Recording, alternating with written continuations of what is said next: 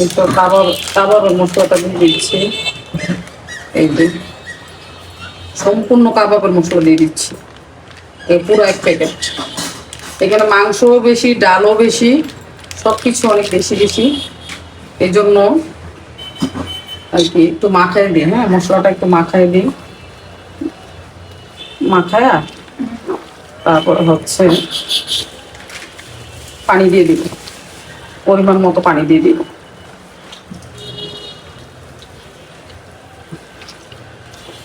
ও একটু জিরার গুঁড়া দাও মন, একটু জিরার গুঁড়া, একটু ধনিয়ার গুঁড়া দাও। জিরার গুঁড়া ধনিয়ার গুঁড়াটা দিলে আর কিছু লাগবে না।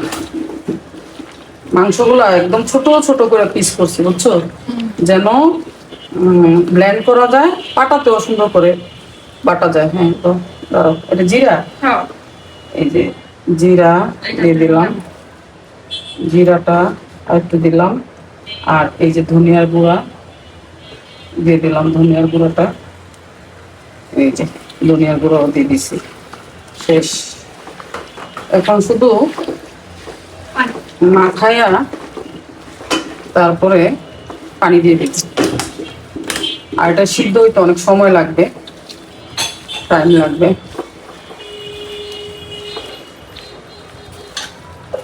এই তো জয়ফল জয়ত্রী দিলে আরো ভালো হইতো, আস্ত দিলে মানে খুব অথেন্টিক একটা ফ্লেভার আসতো, কিন্তু জয়ফল জয়ত্রী যে কোথায় রাখছি খুঁজেই পাইতেছি না। এই যে এখন হাত ধোয়া পানি দিয়ে দিব, আর বেশ পরিমাণে পানি দিতে হবে এটা সিদ্ধ করার জন্য, আরো লাগবে। এই যে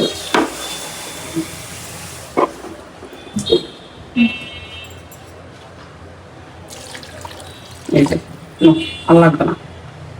পানিটা যখন একদম মানে কমে আসবে তখন হচ্ছে এখন ঢাকনা দিয়ে দিব, এখন হচ্ছে ঢাকনা দিয়ে দিব। পানিটা কমে আসলে, সিদ্ধ হয়ে গেলে ঠান্ডা করে রেখে দিব। আজকে আর ইয়ে করবো না, ব্লেন্ড করবো না, করলে কালকে, আগামীকালকে যাও, কিছুই না। সেই তো ঢাকনা দিয়ে দিল।